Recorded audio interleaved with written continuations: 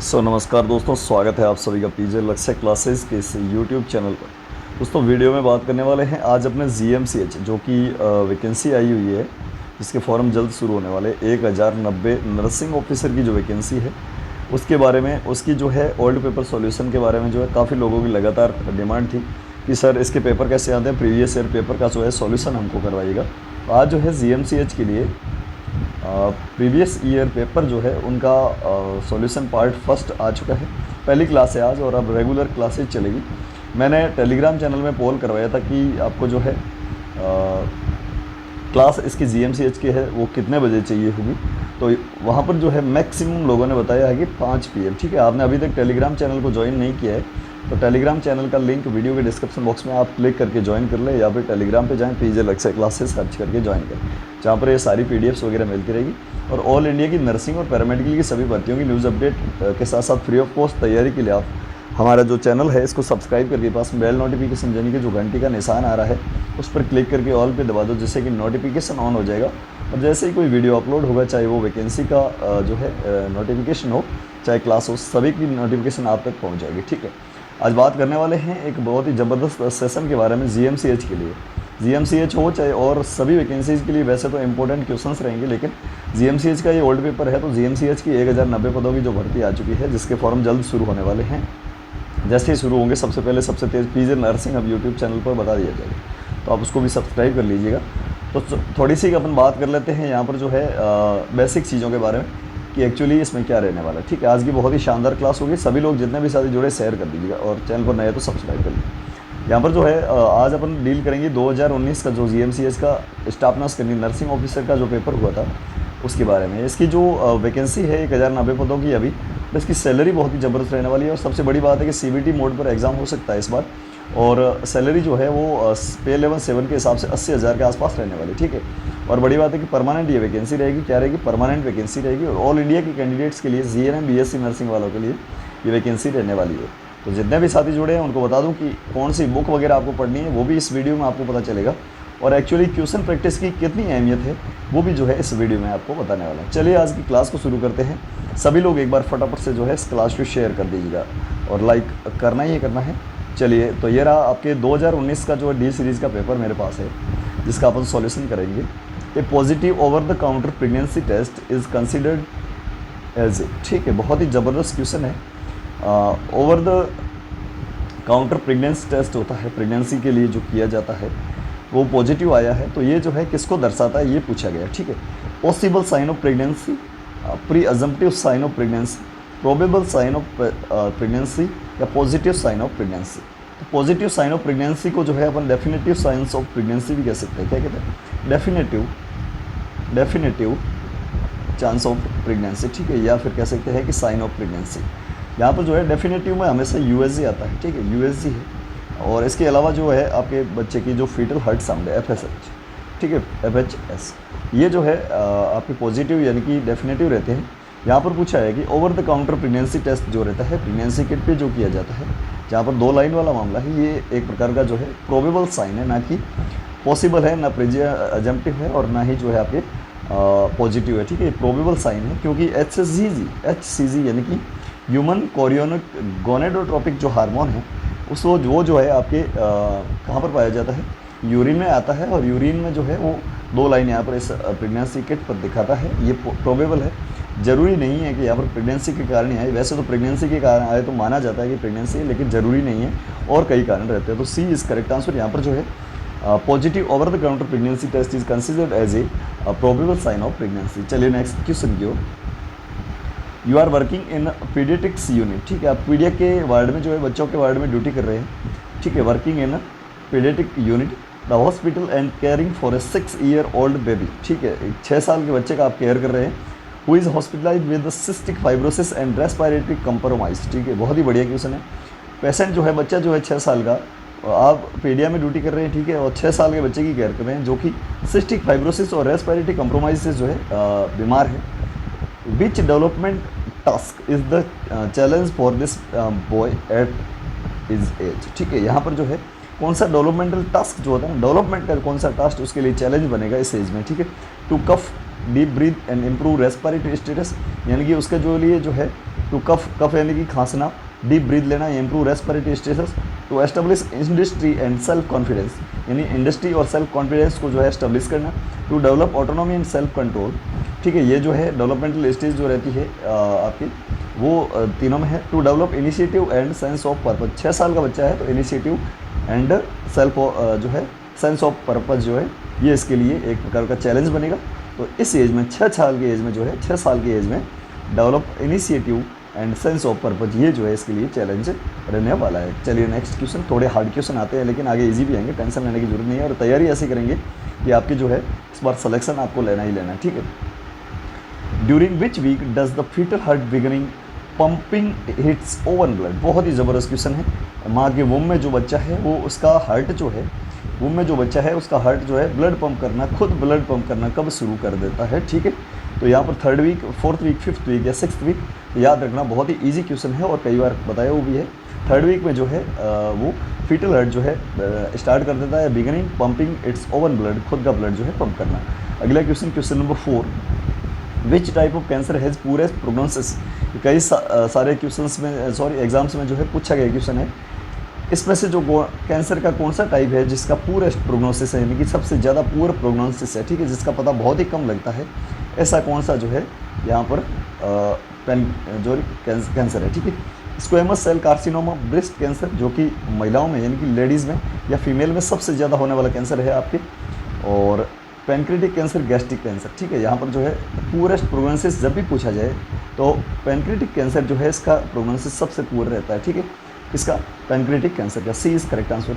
अब मैं आपको बता देता हूँ कि आपको कौन सी बुक पढ़नी है, और एक्चुअली जो है एक क्वेश्चन प्रैक्टिस की आपके लिए क्या महत्व है, ठीक है। बुक के लिए मैं आपको बता देता हूँ, वैसे थ्योरी आप कहीं से भी पढ़ो, लेकिन क्वेश्चन प्रैक्टिस के लिए जो कि आपके एग्जाम में सीधे छपने वाले क्वेश्चन आते हैं ना, वो हमारे द्वारा, हमारे एक्सपर्ट के द्वारा पीजी क्वेश्चन बैंक बनाई गई, जिसमें 1000 मोस्ट इंपॉर्टेंट MCQs है जो कि आने वाले एग्जाम के सिलेबस पैटर्न पर आधारित और लेटेस्ट जो एग्जाम का पैटर्न रहता है पेपर का, उस हिसाब से बनाई गई है, ठीक है। और इसके अलावा जो मॉडल पेपर हमारे पास अवेलेबल है, ठीक है, मॉडल पेपर जो कि आपके टेस्ट सीरीज़ कह सकते हैं इसको, मॉडल पेपर या टेस्ट सीरीज, इसमें जो है आपके 900 क्वेश्चन यानी कि 9 मॉडल पेपर रहेंगे, जिसकी प्राइस मात्र 149 है, और इन दोनों को मिलाकर जो है 50 रुपये के डिस्काउंट के साथ 399 रुपीज़ में आज ही खरीद लीजिएगा। और एग्जाम तक यदि आप उसको 2 बार पढ़ोगे तो बहुत ही ज़बरदस्त आपको फ़ायदा रहेगा, क्योंकि क्वेश्चन प्रैक्टिस ही है जो कि आपको जो है परफेक्ट बनाती है, क्योंकि practice made a perfect man.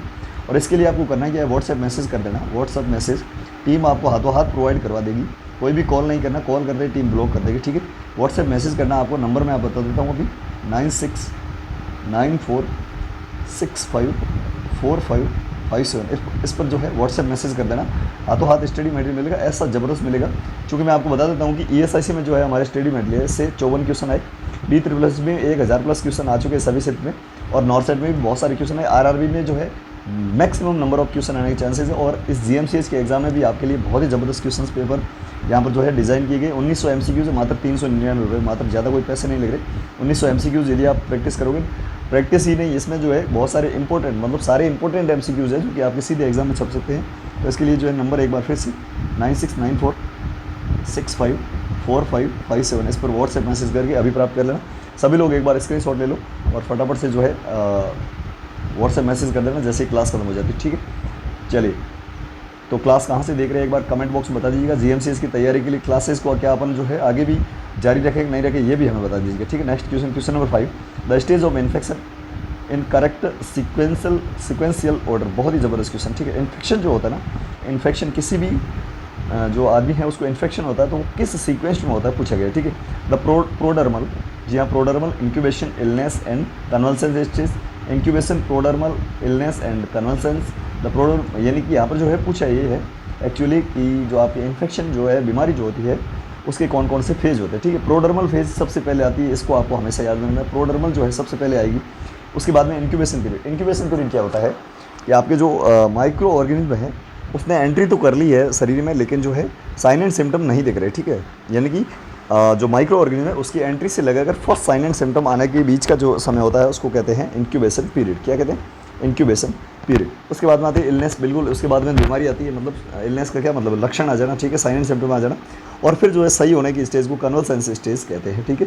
तो इसकी एक ट्रिक है, वो आप हमेशा याद रखना, PIIC, पिक, ठीक है, इस हिसाब से याद रखना, प्रोडर्मल इंक्यूबेशन इलनेस एंड कन्वल्सेंस फेज। तो यहाँ पर जो है ए इज करेक्ट आंसर जाएगा, ए करेक्ट आंसर जाएगा। कौन सा जाएगा? ए करेक्ट आंसर जाने वाला। नेक्स्ट क्वेश्चन नंबर 6, समझ में आ रहा है कि नहीं आ रहा? फटाफट से कमेंट बॉक्स में येस या नो में आंसर दीजिएगा फटाफट से। कई लोगों को अभी भी जो है ऐसा लगता है कि फॉर्म कब भरे जाएंगे, तो फॉर्म भरना ये कोई आपकी प्रॉब्लम नहीं है। फॉर्म भरना गवर्नमेंट का इश्यू है और आपको उसमें ज़्यादा पढ़ना ही नहीं है। आपको तो सिर्फ और सिर्फ इस चीज़ का ध्यान रखना है कि मेरी तैयारी कैसी है और इस बार मैं फाइट कर पाऊँगा नहीं पाऊँगा ऐसे एग्ज़ाम को। और ये एग्ज़ाम कोई छोटा मोटा एग्ज़ाम नहीं, बहुत ही ज़बरदस्त एग्ज़ाम है, ठीक है। यहाँ पर जो है न्यूरॉन सिस्टम है और यहाँ पर जो है सामने एरिया ऑफ ब्रेन है। तो कौन सा न्यूरॉन सिस्टम कहाँ पाया जाता है? ये बहुत ही अच्छा क्वेश्चन है, ज़बरदस्त question. The acetylcholinergic system, noradrenergic system, serotonergic system या हाइपोक्रेटिनर्जिक सिस्टम, ठीक है। तो ये जो है कौन सा सिस्टम कहाँ पाया जाता है, बहुत ही अच्छा क्वेश्चन है। इसको आपको जो है सीधा याद में रखना है। मैं आपको बता देता हूँ एक एक चीज़, ठीक है। तो आप देखिएगा यहाँ पर जो है इसका आंसर मैं आपको बता दूँ। एसिटोनर्जिक सिस्टम जो है, एसिड कोलिनर्जिक सिस्टम जो है, ये पोन्स एंड बेजल फोरब्रेन में पाया जाता है, ठीक है। पहले का जो हो गया तीसरा, नो, पोन्स एंड बेजल, ठीक है। और यहाँ पर जो है बाकी वाले द नॉर एडिनर्जिक सिस्टम कहाँ पर पाया जाता है, फटाफट से बताइएगा। एडिनर्जिक सिस्टम कहाँ पाया जाता है और नॉर एडिनर्जिक कहाँ पाया जाता है, बताइएगा फटाफट से। चलिए, द एसिटोकोलिनर्जिक सिस्टम जो है वो पोन्स एंड बेजल में, अभी आपको बता दिया है कौन से में, पोन्स एंड बेजल में। द नॉर एडिनर्जिक सिस्टम है वो हमेशा याद रखना है, लोकस कोरियोलियस में जो पाया जाएगा, ठीक है। तो लोकस कोरियोलियस यहाँ पर जो है, तो दूसरे का चौथा हो गया। और उसके बाद में द सीरोटोनर्जिक सिस्टम जो है ये आपके रेफे न्यूक्लियाई में पाया जाएगा, कहाँ पे? राफे न्यूक्लियाई में। और द हाइपोक्रेटिनर्जिक सिस्टम जो है वो है लेटरल हाइपोथैलेमस में, बिल्कुल सही है। तो इसका क्या सही आंसर बैठता है मैं आपको बता देता हूँ, 4, 3, उसके बाद में 1 और 2, 4, 3, 1, 2। तो कौन से ऑप्शन में है अभी अपन नीचे आके देख लेते। ये पूरी पीडीएफ आपको टेलीग्राम चैनल में भी मिलेगी, तो आप टेलीग्राम चैनल को ज्वाइन करें, लिंक वीडियो के डिस्क्रिप्शन में, या फिर टेलीग्राम पे जाएं, पीजे लक्ष्य क्लासेस सर्च करके ज्वाइन करें। बिल्कुल डी आंसर सही है यहाँ पर, 3, 4, 1, 2, ठीक है। 4, 3 नहीं, मैंने बोल से ले दिया, बताया सही था। तो 3, 4, 1, 2, ठीक है। Next question, which of the following is the best method to relieve constipation during pregnancy. बहुत ही अच्छा क्वेश्चन, ईजी क्वेश्चन आगे हैं, थोड़े हार्ड थे अभी, तो सभी के ऊपर से जा रहे थे, अभी देखना अच्छे से समझ में आएंगे। Which of the following best method to relieve constipation, ठीक है। प्रेगनेंसी के टाइम कॉन्स्टिपेशन को रोकने के लिए सबसे बेस्ट मेथड कौन सा, ये पूछा गया क्वेश्चन कई बार, ठीक है। Lying flat on the back while sleeping, जब भी सोते हैं तो अपने बैक पे यानी कि फ्लैट, जिसको अपन कौन सी पोजीशन कहते हैं बताइएगा, कौन सी पोजीशन कहते हैं? एकदम अपने जो है बैक के ने, बैक जो है इसके इस हिसाब से सोना, फ्लैट सोना। बताइए कि कौन सी, प्रोन है, प्रोन है ये या सुपाइन है? प्रोन नहीं है, सुपाइन पोजीशन, ठीक है। सुपाइन पोजीशन में सोना, प्रोन उल्टे होता है, ठीक है, याद रखना। Increasing the intake of vegetable and fruits और वेजिटेबल, जहाँ पर ज़्यादा आपके जो है कुछ रेसे वगैरह होते हैं और जो है उसमें फ्लूइड ज़्यादा होता है, वो लेना क्या। तीसरा है reduction of iron intake by of, iron का इंटेक जो है वो आधा लेना। Intake mild over the counter laxative लेना। यहाँ पर जो है लेग्जेटिव लेना कोई कहीं लिखा नहीं है, क्योंकि प्रेगनेंसी में जो है कॉन्स्टिपेशन जो है एक नॉर्मल समस्या है, नॉर्मली जो है पाई जाती है, ठीक है, नॉर्मल समस्या है। तो इसको जो है हमेशा फ्रूट्स एंड वेजिटेबल वगैरह लेने चाहिए, जिससे कि इसको जो है रिलीव मिल सकता है। तो प्रेग्नेंट लेडी को जो है कॉन्स्टिपेशन रिलीव के लिए जो है increase the intake of vegetable and fruit, correct answer जाएगा बी। चलिए नेक्स्ट क्वेश्चन। आज जो है हमने थोड़ा हाईलाइट कर दिया हमारी टीम ने, तो कल से हाईलाइट नहीं करके लाएंगे आप। आज तो पहला दिन है ना अपना GMCS के लाइव क्लास का, इसलिए जो है आपके सामने इजी क्वेश्चन आ रहे हैं और हाईलाइट भी किए हैं। नेक्स्ट जो कल क्लास हुई ना उसमें हाईलाइट नहीं करेंगे, ठीक है। आंसर आपको ही देना होगा कमेंट बॉक्स में, फिर हम बताएंगे। Of the following which disease cause most death over world wide, बहुत ही ज़बरदस्त क्वेश्चन है, ठीक है। वर्ल्ड वाइड में जो है कहीं भी पूरे वर्ल्ड में सबसे ज़्यादा डेथ किस वजह से होती है, ठीक है। कई बार पूछा जाता है कि इंडिया में जो है, इंडिया में एडल्ट एज के जो बच्चे होते हैं ना, एडल्ट जो है उनकी डेथ सबसे ज़्यादा किससे होती है, तो हमेशा याद रखना एक्सीडेंट्स होती है। किससे होती है? एक्सीडेंट्स होती है। लेकिन यहाँ पर पूछा है वर्ल्ड वाइड सबसे ज़्यादा डेथ होने का कारण क्या है, तो यहाँ पर जो है बीमारी कौन सी है, तो यहाँ पर वैसे तो कुछ भी हो सकता है डेथ का कारण, लेकिन यहाँ बीमारी की पूछा जाए HIV एड्स नहीं है, मलेरिया नहीं है, TB भी नहीं है, कार्डियोवैस्कुलर डिजीज़ जो है CVD, कौन सी? कार्डियोवैस्कुलर डिजीज़ जो है सबसे ज़्यादा, क्योंकि अपन कहते हैं ना हाइपरटेंशन, HTN, हाइपरटेंशन जो है यानी कि BP का जो बढ़ना है, ये एक साइलेंट किलर है बंदों में। कई सारे लोग जो है, बहुत सारे पीपल जो है वो हाइपरटेंशन के साथ जीते हैं, लेकिन उनको पता ही नहीं है कि मेरी BP आई है, ठीक है। तो इस प्रकार से जो है कार्डियोवैस्कुलर डिजीज से सबसे ज़्यादा वर्ल्ड में मौत होती है इस बीमारी के कारण, ठीक है। ये बीमारी जो है मोस्ट कॉमन कारण है सबसे ज़्यादा डेथ का। अगला question, which of the following is the vector of infection. बहुत ही अच्छा क्वेश्चन है। इसमें से जो है कौन सा एक वेक्टर है इन्फेक्शन का, बहुत ही ज़बरदस्त है, ठीक है। यहाँ पर मैं आपको बता देता हूँ, ये जो है इन्फेक्शियस फ्लाई कंटामिनेटेड थर्मामीटर जो होता है ना, ये वेक्टर नहीं है। अब ये क्या है ये बताइएगा। मैंने कई बार आपको बताया कि जो कंटामिनेटेड वेक्टर सॉरी आपके थर्मामीटर नहीं, मैंने बताया था उस टाइम आर्टिकल वगैरह है या किसी पेशेंट के जो है उसके बर्तन है, ठीक है, उनको क्या कहते हैं बताइएगा, आंसर दीजिएगा। क्लासेस को, पुरानी क्लासेस को देखा है तो। उसके बाद में कंटामिनेटेड बॉल, ये भी अलग है, ये दोनों सेम है। पर्सन जो है ये रिजर्वायर होता है, उसको लेके चलता है, ठीक है, पर्सन से कभी नहीं फैलता है। और लेकिन यहाँ पर वेक्टर जो है ना, वेक्टर हमेशा एन इन्फेक्शियस फ्लाई जो होती है, यानी कि इन्फेक्शियस संक्रामक मक्खियाँ जो होती है, कौन होती है, संक्रामक मक्खियाँ जो होती है, ये वेक्टर का, यानी कि वेक्टर क्या है, वाहक का कार्य करती है। किसका कार्य करती है, वाहक का। हिंदी बहुत खतरनाक है भाई। An infant born with non communicating hydrocephalus, बहुत ही अच्छा क्वेश्चन है। Non communicating hydrocephalus has just had a ventriculoperitoneal shunt inserted. बढ़िया। एक कोई न्यूबॉर्न है, इन्फेंट है, बच्चा है, उसको नॉन कम्युनिकेटिंग हाइड्रोसिफिलस है, ठीक है। कम्युनिकेटिंग और नॉन कम्युनिकेटिंग क्या होता है देखिएगा। यहाँ पर जो है बच्चे के ये जो हेड वगैरह रहते हैं ना, हेड रहता है, तो यहाँ पर जो है हाइड्रोसिफिलस क्या है, यहाँ पर फ्लूइड बन जाए, CSF जो है, CSF, या इसको कह सकते हैं कि फ्लूइड जो है इसकी, फ्लूइड जो है इसकी खोपड़ी के ऊपर की जो चमड़ी रहती है ना, चमड़ी या त्वचा या स्किन, उसके अंदर फ्लूइड भर जाना, ठीक है, उसको हाइड्रोसिफिलस के नाम से जानते हैं, जहाँ पर सिर बड़ा हो जाता है। ये दो प्रकार का होता है, कम्युनिकेटिंग या नॉन कम्युनिकेटिंग। कम्युनिकेटिंग जो होता है वो सूचर लाइन को पार कर सकता है, ठीक है, इस प्रकार से सूचर रहते हैं। चलिए देख लीजिए अच्छे से, ये जो है सूचर रहते हैं, ठीक है। यहाँ पर जो है आपके ब्रेगमा रहता है, यहाँ पर रहता है आपके लेमडा, जो कि लेमडा जो है वो ट्रायंगुलर होता है। तो ये जो सूचर लाइन होती है ना, ये है, इनको जो है ये फ्लूइड पार कर लेता है, तब तो उसको कहते हो कम्युनिकेटिंग। लेकिन यदि पार नहीं कर पाता है तो उसको कहते हैं नॉन कम्युनिकेटिंग। तो इस बच्चे को क्या है कि नॉन कम्युनिकेटिंग हाइड्रोसिफिलस है, जो कि अभी उसको क्या किया है कि वेंट्रोपेरिटोनियल शंट लगाया है, ठीक है, शंट लगा दिया गया है। In addition to neuromuscular assessment what measures should be nurse use to child's care plan. बहुत ही अच्छा क्वेश्चन है, मतलब 5 स्टार नहीं 7 स्टार क्वेश्चन है, ठीक है। तो यहाँ पर जो है शंट तो लगे है, लेकिन एक एडिशनल न्यूरोमस्कुलर मेजर के रूप में आप जो है उसको क्या और केयर प्लान में क्या शामिल करने वाले हैं, ठीक है। रीएनफोर्स वेट ड्रेसिंग एवरी 2 आवर्ली, यानी कि जो है वेट ड्रेसिंग करेंगे, मतलब सूखी वेट यानी कि गीली ड्रेसिंग करेंगे। कैसी गीली ड्रेसिंग करेंगे हर 2 घंटे से। Position the infant is operative side, patient की जो है, बच्चा जो है उसकी पोजीशन जो है वो ऑपरेटिव साइड की ओर रखेंगे, यानी जो अफेक्टेड साइड है उसकी तरफ रखेंगे। Place infant in semi Fowler position, क्या उसको सेमीफाउलर पोजीशन देंगे, या measure head and abdominal circumference. बहुत ही अच्छा क्वेश्चन, ठीक है। यहाँ पर जो है बाकी सारी चीज़ें इतनी इंपॉर्टेंट नहीं है, लेकिन ये बच्चा है, ठीक है, हाइड्रोसिफिलस वाला बच्चा है, ठीक है। यहाँ पर उसके फ्लूइड भर गया, ठीक है, ये इसका सर वगैरह है, ठीक है। यहाँ पर जो है एक नॉर्मल बच्चा है, जहाँ पर उसको संट लगाने के बाद में जो है बच्चे की हेड की साइज़ जो है वो धीरे धीरे छोटी हो रही है। तो सबसे इंपॉर्टेंट केयर प्लान तो यही हुआ ना कि उसका जो है हेड सर्कमफेरेंस करो। अब हेड सर्कमफेरेंस के साथ में आप सब लोग पूछोगे कि यहाँ पर जो है एब्डोमिनल सर्कमफेरेंस या चेस्ट सर्कमफेरेंस क्यों लेना है, तो मैं आपको बता दूँ, जन्म के टाइम बच्चे का जो है हेड चेस्ट से 2 सेंटीमीटर बड़ा होता है। कितना?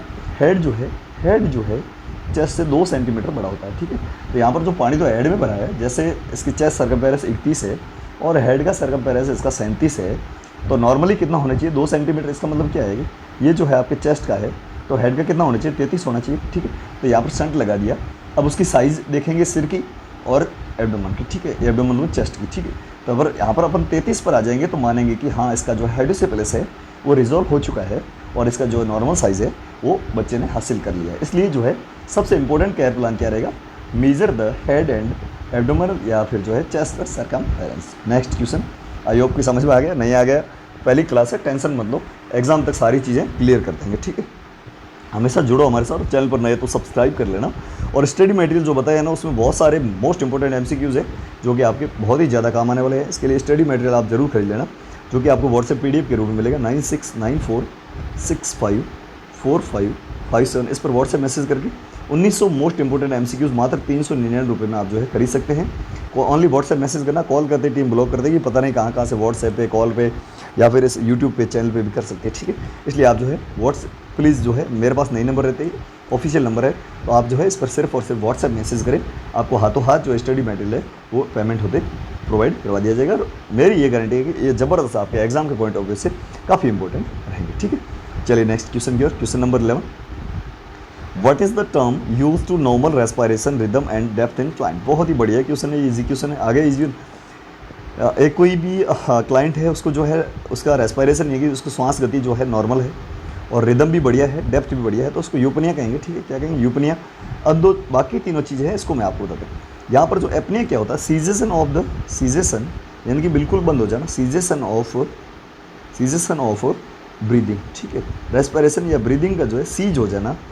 अब जो है ब्रेडीपनिया क्या होता है, टेकीपनिया क्या, यहाँ पर जो है श्वास गति जल्दी जल्दी श्वास लेना, ठीक है, यानी कि जो है increase respiration rate, respiratory rate का बढ़ जाना टेकीपनिया कहलाता है। और रेस्पिरेशन रेट का जो है कम हो जाना, हमेशा याद रखना, ब्रेडीपनिया कहलाता है। एक होता है टेकीकार्डिया और ब्रेडीकार्डिया क्या है, तो यहाँ पर जो है टेकी एंड ब्रेडी कार्डिया क्या है, कार्डिया से मतलब क्या हुआ, हार्ट से रिलेटेड है। ये किससे रिलेटेड है?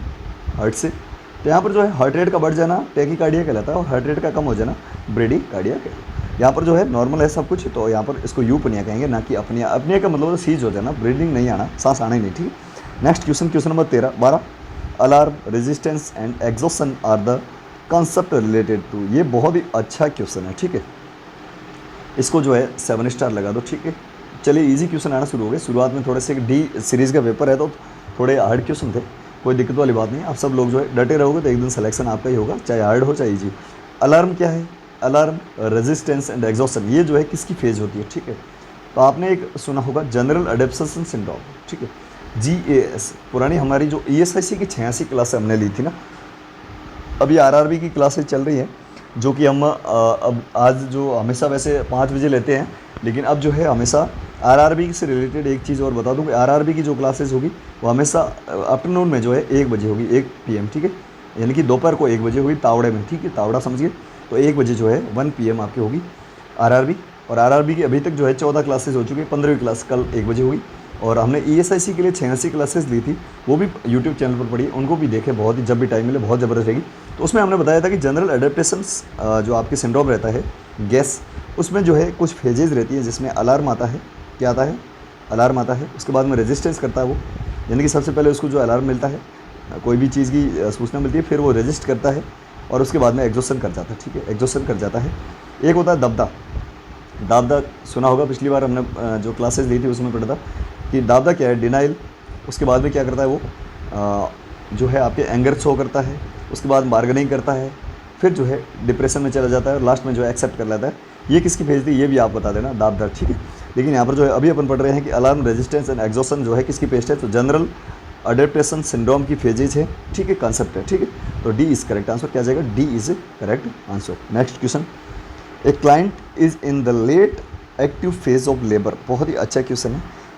लेट एक्टिव फेज है लेबर का, कोई भी क्लाइंट है, महिला है, जो कि late active phase of labour में है, ठीक है। Suddenly she feel weak and dizzy, ठीक है, वो जो है अचानक से वीक यानी कि कमजोरी महसूस करती है, डिजीनेस महसूस करती है, लेजी हो जाती है। The nurse note that drop of material drop in maternal BP, ठीक है, मैटरनली की मातृत्व तो बीपी जो है, माँ की जो बीपी है, जो कि महिला है अभी लेट एक्टिव फेज में है, उसकी बीपी जो है वो डाउन हो रही है, ठीक है। And late deceleration of the fetal heart rate, ठीक है, लेट डिसेलरेशन हो रहा है फीटल हार्ट रेट का है। FHS जो है वो भी जो है नीचे जा रही है। The initial action in the nurse should be. बहुत ही बढ़िया क्वेश्चन, ठीक है। यहाँ पर जो है कोई भी एक महिला है जो कि लेट फेज में, एक्टिव फेज में है लेबर की, ठीक है, सडनली जो है वो वीक फील करती है, ठीक है, डिजी फील करती है, और उसकी जो मैटरनल बीपी जो होती है महिला की वो गिरने लगती है, और जो बच्चे का जो हार्ट रेट है वो भी गिरने लगता है, ठीक है। तो इस कंडीशन में नर्स को सबसे पहले क्या करना चाहिए? Increase the IV drop rate and notify the provider, यानी कि उसकी IV जो आपकी पिकोटिन वगैरह जो चल रहा है उसकी जो है फ्रिक्वेंसी है, यानी कि उसको जल्दी कर देंगे या हाई कर देंगे, ये गलत है। Turn the client on side and on side नहीं, यहाँ पर वन साइड है, ठीक है, तो इसको जो है आप करेक्ट कर लीजिएगा, वन साइड है, बिल्कुल सही है, one side. One side and administer oxygen. बिल्कुल, तो उसको जो है क्या हो रहा है, बीपी डाउन हो रही है, डिजी फील कर रही है, यहाँ पर जो उसको ऑक्सीजन की कमी आ रही है। किसकी आ रही है? ऑक्सीजन की कमी आ रही है। तो ऑक्सीजन कमी क्यों आ रही है? कि डायफ्राम पर जो दबाव पड़ रहा है उसकी वजह से। तो उसको जो है वन साइड, एक साइड में जो है लेफ्ट या राइट लेटरल पोजीशन दो, ताकि बच्चे को भी रिलीव मिल सके वहाँ पर जो है, और उसको ऑक्सीजन लगा दो, ठीक है, ताकि ऑक्सीजन जो है प्लेसेंटा के थ्रू बच्चे को भी जाए और उसके हार्ट रेट में सुधार आए। बहुत ही अच्छा कॉन्सेप्ट है, और बच्चे को बचाना है और माँ को भी बचाना है। तो यहाँ पर जो है आपको जो कंडीशन दी है वो देख लीजिएगा। यहाँ पर बच्चा है और ये जो है माँ के थ्रू प्लेसेंटा से ही ऑक्सीजन लेता है। यहाँ पर उसकी जो है हार्ट रेट कम जा रही है, तो इसको माँ को ऑक्सीजन दो। माँ के ब्लड में गई ऑक्सीजन, माँ का ब्लड ही बच्चे में जा रहा है, तो ऑक्सीजन जो है ब्लड के साथ में बच्चे में भी जाएगी। बहुत ही अच्छा कॉन्सेप्ट है। तो याद रखना, जब भी ऐसा कोई पेशेंट आए तो उसको जो है एक साइड में, यानी वन साइड जो है एक साइड में करके मुँह उसको सुलाना है और एडमिनिस्टर करना है क्या? ऑक्सीजन को। चलिए नेक्स्ट क्वेश्चन समझ में आ रहा है नहीं आ रहा है? यस या नो में आंसर दीजिए। अब आपकी GMCS की हमेशा क्लास होगी, और वो भी होगी शाम को 5 बजे। कब होगी? शाम को 5 बजे। चलिए शाम इस प्रकार से लिखते हैं, या इवनिंग लिख देते, कोई बात नहीं, आती है तुम्हारे सर को जो है इंग्लिश आती है। इवनिंग 5 PM जो है आपको हमेशा जुड़ना है। और इसके अलावा RRB की जो क्लासेज़ है, RRB की क्लासेज़ का टाइम चेंज कर दिया गया। RRB के लिए हमेशा 1 PM यानी कि दोपहर को जो है 1 बजे होगी। कितना बजे? दोपहर को 1 बजे, ठीक है। तो दोनों क्लासेज़ को आपको लेना है। चलिए नेक्स्ट क्वेश्चन की ओर बढ़ते हैं। तब तक कोई थका तो नहीं है? फटाफट से बताइएगा। सभी लोग एक बार वीडियो को लाइक कर दीजिएगा ताकि मैं भी नहीं थकूँ, ठीक है। चलिए आपके सामने क्वेश्चन नंबर 14, ड्यूरिंग विच वार, यानी कि कौन से युद्ध के time United state ask, United state के अमेरिका जो है, US जो है, ask for the Florence Nightingale को कहा assist the setting up military hospital. ये बहुत ही ज़बरदस्त क्वेश्चन है। कौन से युद्ध के टाइम जो है नाइटिंगेल जो कि आपके नर्सिंग की जन्मदात्री है, ठीक है। तो नाइटिंगेल को जो है US यानी कि US अमेरिका जो है, यूनाइटेड स्टेट अमेरिका ने कहा था कि आप जो है असिस्ट करो, क्या करो? Florence Nightingale setting military hospital में जो है हमको मिलिट्री हॉस्पिटल बनाना है, उसमें आप असिस्टेंट के रूप में जो है कार्य करो, या जो है हमारा साथ दो। तो ये जो था आपके सिविल वार था। कौन सा था? क्रीमियन वार में तो उन्होंने जो है बहुत सारे लोगों की मदद की थी, लेकिन अमेरिका ने एक्चुअली कब कहा था? तो देख लीजिए क्वेश्चन कहाँ से आ सकते हैं, ठीक है। जैसे कोई फर्स्ट ग्रेड सेकंड ग्रेड के जो टीचर के एग्जाम में आते हैं ना, वैसे ही यहाँ पर जो है GMCS का तो छोटा मोटा एग्जाम नहीं है, ठीक है। इसलिए PG क्वेश्चन बैंक और मॉडल पेपर को खरीदो और अच्छे से पढ़ो, ठीक है। इसलिए हमने वहाँ पर हार्ड क्वेश्चन दिए, जिसमें आपके सारे सब्जेक्ट इंक्लूड है। माइक्रो सब्जेक्ट में आपके जो है नर्सिंग एजुकेशन है, नर्सिंग रिसर्च है, ये फ्लोरेंस नाइटिंगेल वाला मामला है, GNM ANM कब स्टार्ट हुई थी, कब, ये सारी चीज़ें आती है यहाँ पर GMCS में, ठीक है। तो सिविल वार के समय US ने जो है असिस्टेंट के रूप में उनको कहा था, ठीक है। Question number 15, birth rate. जी हाँ, यहाँ पर पूछी गई है बर्थ रेट की डेफिनेशन। बर्थ रेट क्या है? लाइव बर्थ पर 1000, यहाँ पर जो है लाइव बर्थ पर 1000 मिड ईयर पॉपुलेशन, बर्थ पर 1000 mid year population, live birth पर 10,000 mid year population, live birth पर 10,000 पॉपुलेशन ऑफ रिप्रोडक्टिव एज। यहाँ पर जो है ये गलत है, यहाँ पर सही आंसर जाएगा लाइव बर्थ पर 1000 मिड ईयर पॉपुलेशन, ठीक है। यहाँ पर जो है 1000 बर्थ यहाँ पर नहीं है। बर्थ का क्या मतलब है कि बच्चे जो है बर्थ के बाद में जो है, या फिर जो है मरे हुए बच्चे भी, यानी कि डेड फीटस भी हो सकते हैं। यहाँ पर जो है लाइव होने चाहिए बच्चे, ठीक है। लाइव होने चाहिए, इंसान जो है वो लाइव होने चाहिए, और 1000 पर होनी चाहिए मिड ईयर पॉपुलेशन में, ठीक है। तो ये करेक्ट आंसर जाएगा, ना कि 10,000 पे है। और सारी चीज़ें वैसे रेट सारी 1000 पे ही निकाली जाती है। एक रेशियो जो है MMR, जिसको आपको याद में रखना है, MMR मैटरनल मोर्टेलिटी रेशियो जो है वो हमेशा 1 लाख पे निकाला जाता है। कई बार क्वेश्चन पूछा जाता है, इसलिए मैंने आपको बता दिया। चलिए, तो आज की क्लास में बस इतना ही देखेंगे। नेक्स्ट क्वेश्चन जो है जितने भी है वो नेक्स्ट क्लास में देखेंगे। कल 5 बजे आप जरूर जुड़े। आज की क्लास कैसी लगी ईमानदारी से जो है कमेंट बॉक्स में हमें ज़रूर बताएं, और अधिक से अधिक लोग, अब ये जो है कल की क्लास हो चाहे आगे की क्लासेज हो, ये आपके अपने इंटरेस्ट पे निर्भर करता है कि आप इसको कितने लोगों तक शेयर करते हो, ठीक है। अधिक से अधिक लोगों तक इसको पहुँचाओ ताकि उनको भी पता चले, सबसे बड़ी बात। दूसरी बात है आप इसको कितना लाइक और चैनल को कितना सब्सक्राइब करा दो, इस पर डिपेंड करेगा। तो मैं एम कर रहा हूँ कि 200 लाइक, यदि कल 5 बजे तक 200 लाइक्स, ठीक है, और 3000 व्यूज़ आते हैं तो कल की क्लास भी धमाकेदार होगी, टेंशन मत लो, और ज़बरदस्त होगी, ठीक है। RRB के लिए कल दोपहर को 1 बजे आप जरूर जुड़ जाना। आज की क्लास के बारे में जो है अपनी फीडबैक अवश्य देना कमेंट बॉक्स में, ठीक है। फीडबैक अवश्य देना। अब ये हम कोई व्यू आपसे नहीं मांग रहे, हम चाहते हैं कि अधिक से अधिक लोगों तक जो है क्लासेस पहुँचे और जो है उनको भी इसका फ़ायदा मिल सके, ठीक है। तो आप जो है आपको सेल्फिश नहीं बनना है, सभी लोगों तक इसको शेयर करना है। Thank you so much. जय हिंद, वंदे मातरम। मिलते हैं नेक्स्ट क्लास में, तब तक के लिए बने रहे हमारे साथ। चैनल पर नए सब्सक्राइब कर लेना, क्योंकि यहाँ पर आपको ऑल इंडिया की नर्सिंग और पैरामेडिकल की सभी भर्तियों की न्यूज़ अपडेट के साथ साथ फ्री ऑफ कॉस्ट तैयारी करवा रहे हैं। और इसके अलावा स्टडी मटेरियल जो हमारे पास अवेलेबल है क्वेश्चन के रूप में, व्हाट्सएप PDF के रूप में आपको मिलेगी। स्टडी मटेरियल अवेलेबल है, ठीक है। स्टडी मटेरियल जिसको व्हाट्सएप PDF के रूप में हम आपको दे देंगे। आप व्हाट्सएप मैसेज करें, ठीक है, व्हाट्सएप मैसेज करें, नंबर आपके सामने है। 1900 मोस्ट इंपोर्टेंट एमसीक्यूज जिसमें टेस्ट सीरीज और पीजी क्वेश्चन बैंक दोनों हैं। 1900 मोस्ट इंपोर्टेंट एमसीक्यूज है। 9694654557 इस पर व्हाट्सएप मैसेज आपको करना है, इस पर करना है। ये जो नंबर आपके सामने व्हाट्सएप मैसेज इस पर करना है, ठीक है। और जिसकी प्राइस मात्र जो है 299 रुपीज़ रहने वाली है, ठीक है। कितनी? 299 सॉरी 399 सॉरी बोल से बोल दिया। 299 पीजी क्वेश्चन बैंक की है और 149 रुपये मॉडल पेपर की, लेकिन हमने जो है डिस्काउंट करके ये बता दिया आपको। और इसके लिए जो है नंबर एक बार फिर से लिख देता हूँ, आप स्क्रीनशॉट लेके तसल्ली से जो है व्हाट्सएप में मैसेज करके प्राप्त कर लेना। बहुत ही ज़बरदस्त आपके एग्जाम के पॉइंट ऑफ व्यू से आपके लिए बहुत ज़्यादा हेल्पफुल रहेगी। Thank you so much. जय हिंद, वंदे मातरम। मिलते हैं नेक्स्ट क्लास में, तब तक के लिए बने रहे हमारे साथ।